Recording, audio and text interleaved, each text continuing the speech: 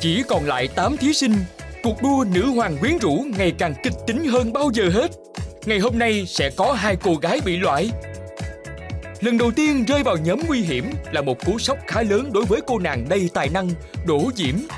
Liệu cô có vượt qua được thử thách loại này với 3 cô gái rất có kinh nghiệm chinh chiến ở vòng nguy hiểm là Thiếu Lan, Huỳnh Thi và Huyền Thạch?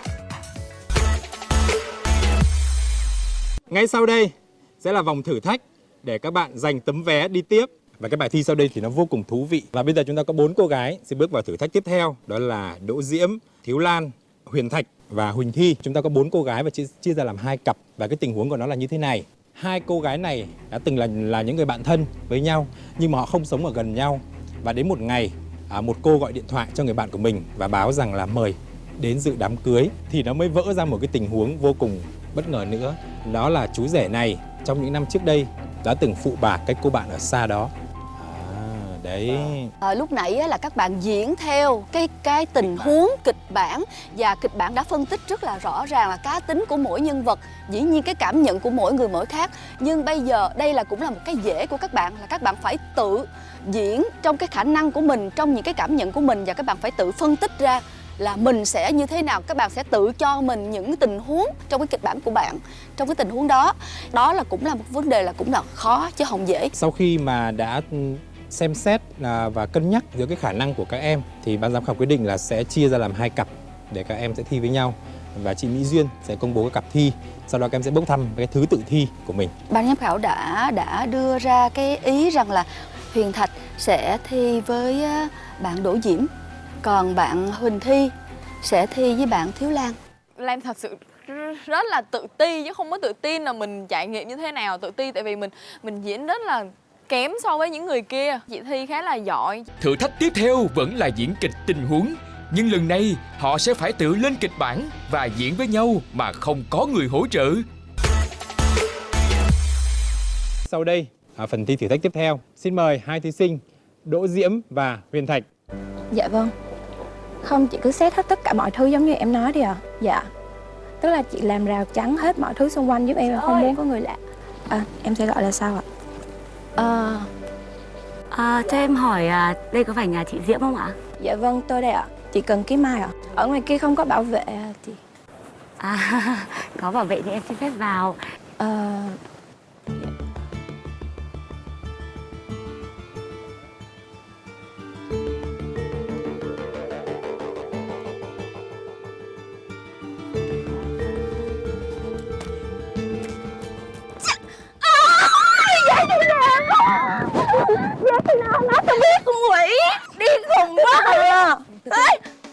Vali.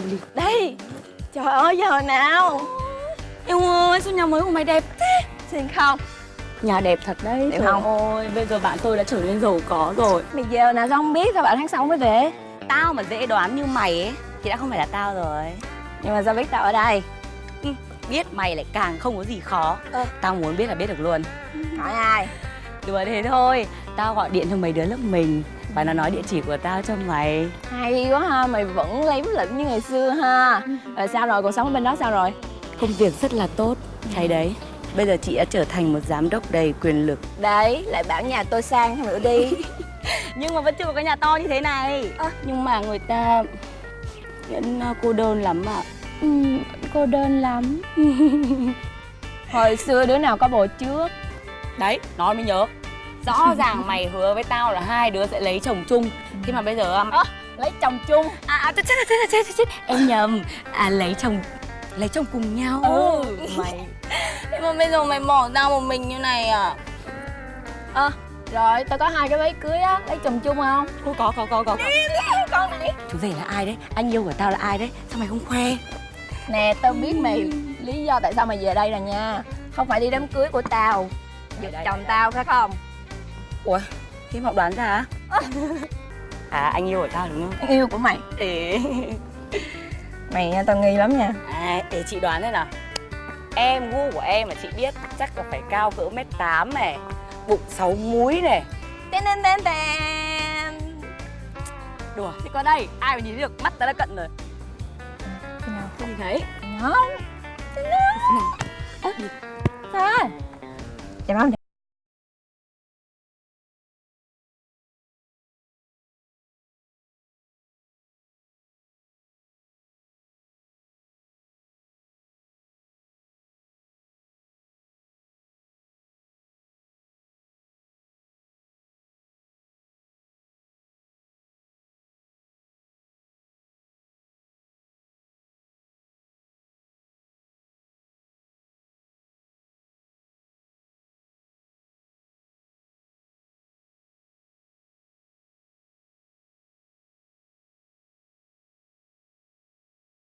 Nói. Tao chưa bao giờ nghĩ ở ngoài đời tao gặp một tình huống như thế này. Mày có còn coi tao là bạn thân của mày nữa.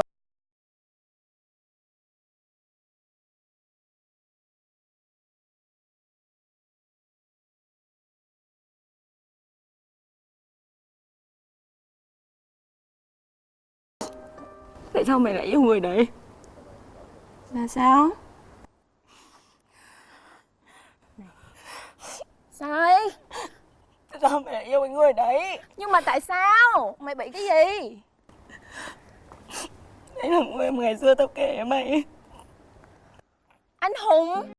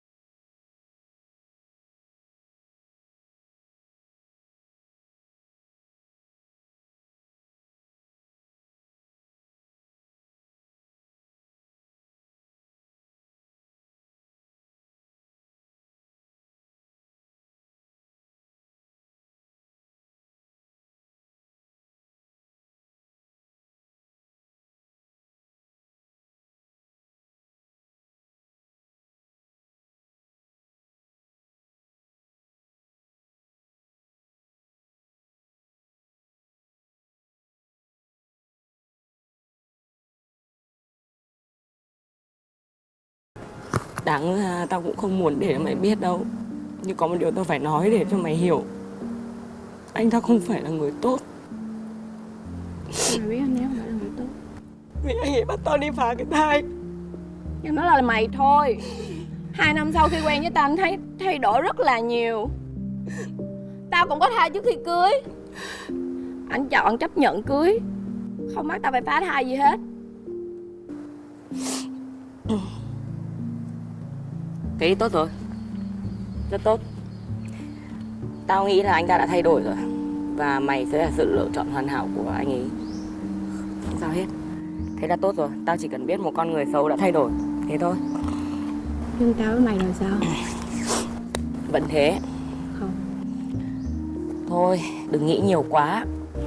Tình huống này nó cũng bị bất chợt xảy ra. Tao cũng không chuẩn bị trước.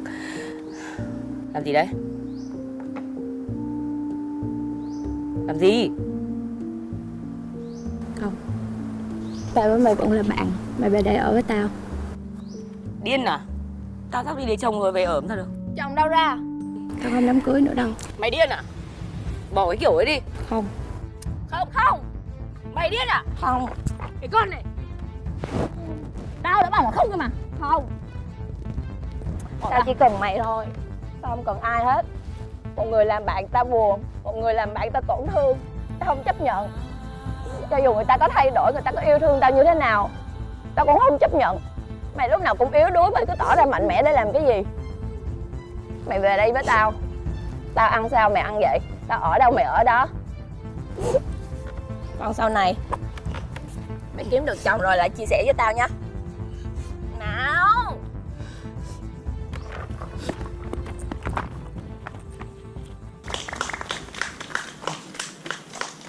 Rất là thú vị, đẩy các em vào một cái tình huống mà từ một con số 0 mà các em nhập vai đến như thế.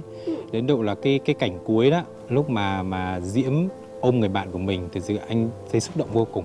Và mình cũng nhập vào câu chuyện của các em. Mình tin là cái câu chuyện đang diễn ra trước mắt mình là thật. Đấy là do cái tài của các em. Thực sự anh ngồi ở đây và mọi người ở đây, anh nghĩ là ai cũng sẽ cảm động thôi, đúng không? Một cái trích đoạn rất là ngắn thôi nhưng mà lấy được cảm xúc của mọi người rất là nhiều. Có những lúc cái bản thân của em Thực sự là nếu không kìm lại là mình có thể rơi nước mắt. Thực sự ra là mình rất là thích, rất là thấy làm thú vị và rất là ngạc nhiên về bạn Huyền Thạch. Bạn diễn rất ngọt, vào vai rất nhẹ nhàng. Và khi mà tình cảm bắt đầu từ từ nó có từng đoạn một, khi mà bạn phát hiện ra tao không thấy, mắt tao mờ lắm, tao không thấy, đây đây, thì từ cái bức ảnh xa cho đến dần thực sự là Duyên rất là cảm động. Bạn xử lý rất là giỏi, rất là tốt cái phần đó. Và khi mà đưa vào cái tình huống là cái tâm lý, là mình bắt đầu là bạn nuôi tâm lý từ từng bước một, là khi mà đến cái lúc mà cao trào, bắt đầu nó rất là nhẹ nhàng, không có sự gọi là la hét là gì, nhưng mà nó động lại ở trong mình rất là sâu. Duy nhất là mình chỉ tiếc là bạn Đỗ Diễm á, khi mà mình đã có cơ hội biết rằng đó là bạn trai, nghĩa là bạn trai cũ của bạn mình, thì hơi tiếc là bạn không có sự phản kháng. Làm sao mà bạn phải có một cái gì đó như là biện minh cho mình nữa, biện minh cho người mà mình yêu. Tất cả mọi thứ nó phải đẩy lên. Nó chỉ bị một chút xíu chỗ đó thôi. Còn lại là gì? Cái điều mà làm cho em bất ngờ đó là cái sự thay đổi của Đỗ Diễm về cái cách diễn. Mình so sánh thử lại đi. Cái hình ảnh vừa nãy lúc ấy cô là một cô gái rất là dữ dằn, lúc nào cũng ăn nói rất là chát chúa đi. Thì bây giờ nhìn lại cô là một cô gái rất là hiền dịu. Em có tiềm năng về diễn xuất, chỉ có điều là em chưa có nhiều cái kỹ năng về phản xạ cái diễn thôi. Ví dụ bạn diễn như vậy mình phải phản xạ là như thế nào. Thực ra không phải là không có mà nó bị chậm thôi. Nếu mà nhanh hơn, lanh hơn một tí, đó tôi gọi là lanh ấy, dễ nhất gọi là dùng từ lanh một tí là tình thế nó đã khác rồi. Nhưng mà cũng là thực sự là cái hay của hai em hôm nay, nhất là của Diễm nữa, là em lấy được cảm xúc của người xem. Thật ra ban đầu khi mà ở trong một cái team chung với chị Huyền Thạch, cơ bản nếu mà mỗi team loại một người, em cảm thấy chị Huyền Thạch được chọn ở lại là đúng. Còn nếu mà không lựa chọn theo team thì em nghĩ là em sẽ không bị loại. Và sau đây xin mời quý vị cùng đến với câu chuyện của Thiếu Lan và Huỳnh Thi.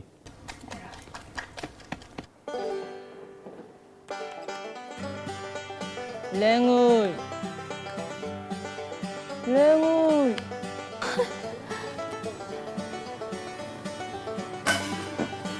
Mèo, mèo, mèo ơi. Đâu đâu. Mèo của tao, làm trốn tao. Giờ mình đi gặp tao. Thôi được rồi, bình tĩnh. Giờ mình vô phòng, vô nhà trước đi. Vô nhà trước đi. Kéo vô rồi nghỉ. Tao có biết là ai đâu. Để tao coi thử coi. Trời ơi, bao nhiêu năm rồi, vẫn tiểu thư, vẫn xinh đẹp. Đúng là một cô công chúa của một nhà giàu có khác. Bây giờ mày có biết không, tao bên đó đó hả, vừa thành công vừa xinh đẹp, biết bao nhiêu trai theo đuổi. Mà tao hả, không bao giờ cho họ cơ hội nữa đâu. Tại sao? Tại sao mày còn không biết nữa hả? Thì mày nhớ cái cú sốc mà người yêu của tao lừa đảo tao. Nói chung là tao đã vì người đó, tao bỏ luôn bất cứ những cái sự nghiệp ở Việt Nam và luôn cái gia đình. Nhưng mà cuối cùng thì tao muốn... Nè, Mày tự kể, hôm nay là tao không chuyện nhắc vui nữa đâu. Ủa, tao mà. Tao còn đang định kêu nào thôi, giờ chuyện cũ rồi qua hết đi. Mình vô ăn, tao mới nấu ăn xong thì lát nữa sẽ mình vô sẽ ăn cơm. Tao nhớ mày á, hồi xưa mày kén chọn lắm mà. Mày còn nói với tao là qua năm 30 tuổi mày mới lấy chồng. Giờ mày mới có 23 tuổi sao mày lấy chồng vậy?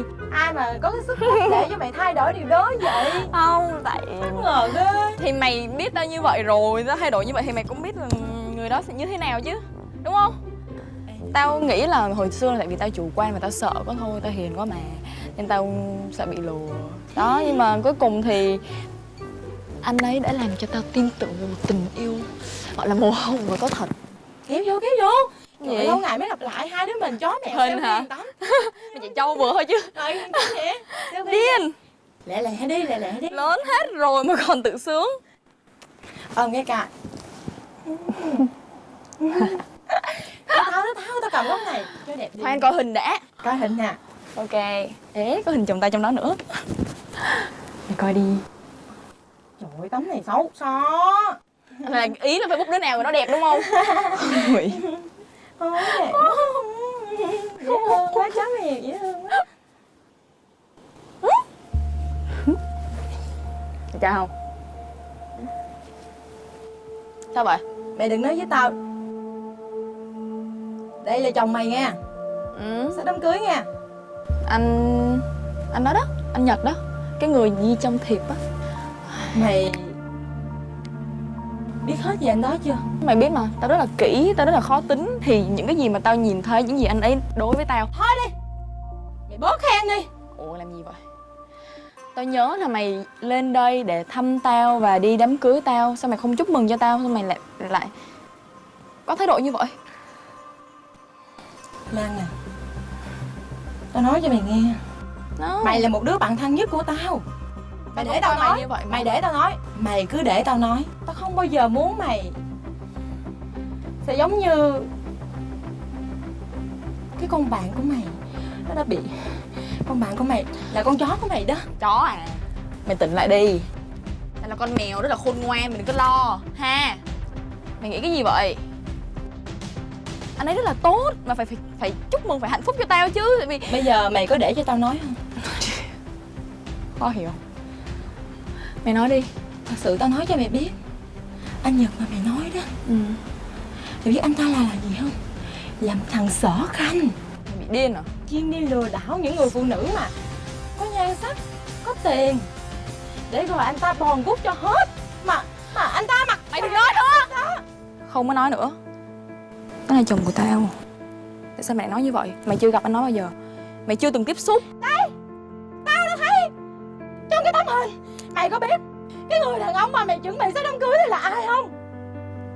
Là cái người đàn ông mà đã làm tổn thương tao, để mà tao đi với bạn tao sống tới giờ đó. Và tao cũng không có can đảm để yêu thêm một người nữa. Mày là bạn của tao. Tao luôn muốn mày tốt. Tao luôn muốn mày có một người đàn ông thật là tốt. Tao không bao giờ muốn mày sẽ bị tổn thương một cái vết thương rất là nặng như tao. Mày có biết hồi đó anh làm gì với tao không? Tao có thai với anh nhẫn tâm, anh kêu gì nè: em cứ đi phá đi, em cứ đi phá đi. Trong khi lúc đó tao rất là yêu ảnh. Tao muốn để một đứa con đó để mà sửa đổi cái tính tình của ảnh, để có tiền bạc cho ảnh. Sao mày không nói gì hết vậy? Tao đang suy nghĩ là nhiều khi mày và ảnh không hợp, còn tao có thể thay đổi được ảnh thì sao? Tao vẫn không tin. Tại vì đối với tao từ trước tới giờ chưa có lỗi lầm gì cả. Có thể tao sẽ chia buồn cùng mày. Tao sẽ nghĩ là có thể thời gian đó anh đang rất là áp lực gì đó, hoặc là như thế nào đó chưa thay đổi. Nhưng mà đối với tao, anh ấy đối với tao rất là tốt và thay đổi rất là nhiều. Ảnh đối tốt với 1000 người con gái chứ không phải nghiêng về mày. Tao quá biết gì anh Nhật. Mày tin tao đi Lan à? Không có tin. Mày tin tao đi. Mày tin tao đi. Gosh. Lan, tao nói nè, mày tỉnh đi. Mày cười gì? Mày cười điên dại hả? Mày tỉnh đi. Tại sao vậy? No. Mèo ơi, Ra. nghe chó nói nè mèo. Mày tỉnh đi.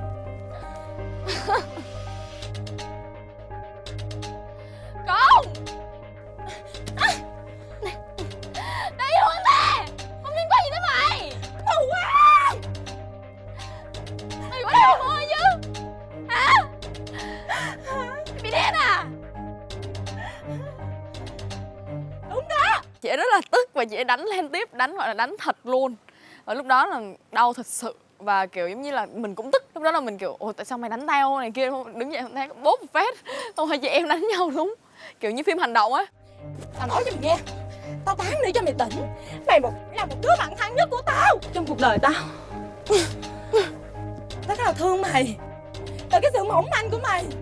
Thì đi vừa vừa chứ. Lan, Lan ơi, Bỏ ra. tại sao mày không nghe điện thoại chứ? Alo. Mày đưa đây. Ok, gặp mày đó. Alo. Sao? Mày nói cái gì? Mày nói nó vô hội nghị với một thằng khác á. Không thể nào. Nó sắp lấy vợ mà. Mày bị điên à? Nó chưa đủ khổ hay sao vậy?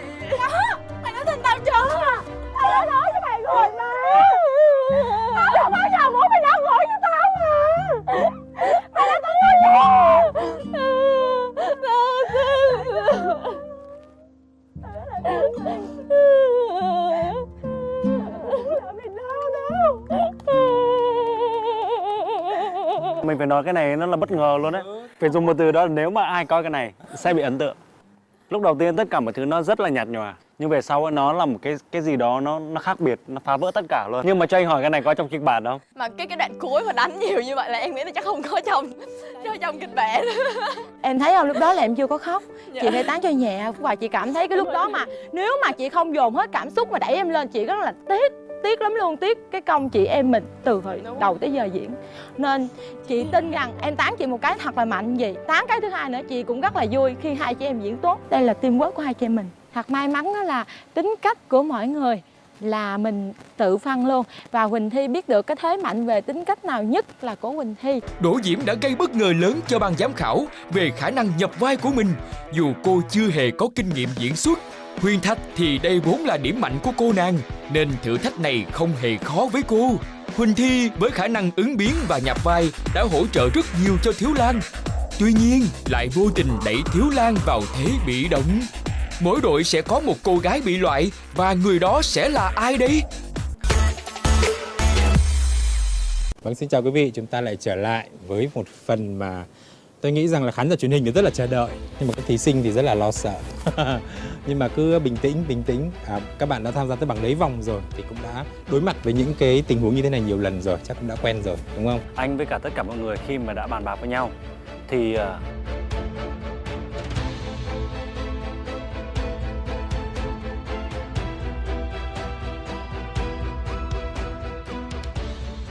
em cũng chuẩn bị sẵn tinh thần rồi, chỉ hơi buồn một xíu đấy là đây là cái mà mình rất là yêu thích. Cảm thấy áp lực quá. 3 ngày nay, ngày nào cũng vô tốc nguy hiểm hết. Và Lan rất là sợ là trong phần thi này Lan sẽ bị rớt và bị rơi vào vòng nguy hiểm là sẽ đi về. Em sẽ không bị loại. Khi bước vào cuộc thi này em đã nói với bản thân là em sẽ không bao giờ khóc. Cho dù em có bị loại em cũng sẽ không khóc. Huyền Thạch và Huỳnh Thi, hai bạn này sẽ được vào top an toàn đúng không anh? Nhưng mà chúng ta đã có biết trước là hai người đã đi tiếp, Huyền Thạch và Huỳnh Thi. Xin chúc mừng hai em. Rồi, xin mời Đỗ Diễm và Thiếu Lan, các em bước lên phía trước. Tại sao là hai bạn lại phải bước lên? Phần thi vừa qua đó, theo Duyên cảm nhận là các bạn đã rất là cố gắng. Duyên cũng rất là ngạc nhiên với bạn Đỗ Diễm. Chỉ hơi tiếc rằng là bạn được diễn ở trong một cái kịch bản, một cái sự gọi là quá chu toàn, nhưng tiếc rằng là cái tình huống á, bạn chưa có nghĩ thấu hơn để cho mình có nhiều màu sắc hơn như là lúc nãy Duyên nói, thì hơi tiếc. Trong cái thử thách đó chị Huyền Thạch làm quá tốt. Cái sự cố gắng của mình có lẽ là chưa cố gắng quá nhiều. Em nghĩ là em chưa cố gắng đủ. Còn bạn Thiếu Lan, ban đầu thì thực sự ra hai bạn cũng đã rất là tầm ở một cái mức như là gọi là xã giao thôi. Và bản thân bạn Thi đã chủ động đẩy cao trào. Tại vì nhờ bạn diễn, có nhiều khi bạn diễn mà không giúp thì sao, là bạn chết à. Cho nên cái điều đó rất là nguy hiểm. Cho dù là bạn đã làm được, nhưng mà bạn phải nhờ vả vào một người nào đó thì điều đó không nên. Là em không về diễn viên, em bên người mẫu nhiều hơn. Và kiểu em quá thật đi nên về cái diễn xuất thì em không có quen. Trong tất cả các cuộc thi ấy, mà anh Minh Đức có dịp làm việc ấy, thì mình đều nói với các thí sinh là các bạn yên tâm, cuối cùng tất cả đều bị loại hết. Chỉ có một người chiến thắng duy nhất thôi. Bạn có thể mờ nhạt ở những vòng trước, nhưng đến ở cái thời điểm nào đó có cơ hội thì bạn có thể được bứt phá. Đấy là cơ hội cho các bạn. Và cuối cùng thì người sẽ phải chia tay là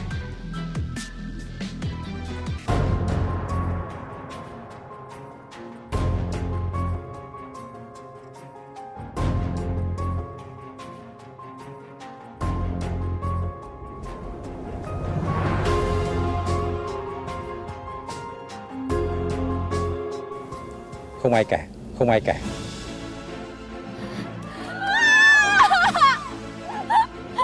god. Cảm ơn nhiều. Tay cũng bông tay của em. Không tin là tay mình à? Lần đầu tiên. Mọi người ai cũng nhìn thấy rằng các bạn cũng đã có cố gắng, mỗi bạn có một thế mạnh và cơ hội là các bạn hãy giành lấy. Và buổi tối này là các bạn hãy tự mà giành lấy cơ hội của mình và sẽ không có du di như vậy nữa. vòng này là một cái vòng thi đặc biệt khó. Vì cái vòng nó khó như vậy và các em rất là nỗ lực, cho nên mọi người thấy rằng là cái kết quả đó là kết quả ghi nhận cho cái sự nỗ lực, cho cái sự cố gắng của các em. Thì ở những vòng thi sau nó sẽ còn khắc nghiệt hơn rất là nhiều. Có thể sẽ có những cái mà các em chưa bao giờ trải qua trong cuộc đời của mình, mà không bao giờ nghĩ mình có thể làm được, thì em có vượt qua được hay không thì đó là do các em. Thì một lần nữa xin chúc mừng tất cả 8 cô gái của chúng ta và tiếp tục bước vào vòng sau. Thật may mắn, thử thách này không có ai bị loại, bởi mỗi cô gái đều có một ấn tượng riêng, khiến ban giám khảo quyết định cho họ thêm một cơ hội. Tuy nhiên, tuần sau sẽ có tới 3 cô gái bị loại để chọn ra 5 cô gái cuối cùng sang đất nước Nhật Bản. Cuộc chiến ngôi vị nữ hoàng quyến rũ đang vào trong giai đoạn nước rút, ai sẽ ra về và ai sẽ là chủ nhân của 5 tấm vé đến với đất nước của xứ sở hoa anh đào Nhật Bản. Hãy đón xem vào tuần sau.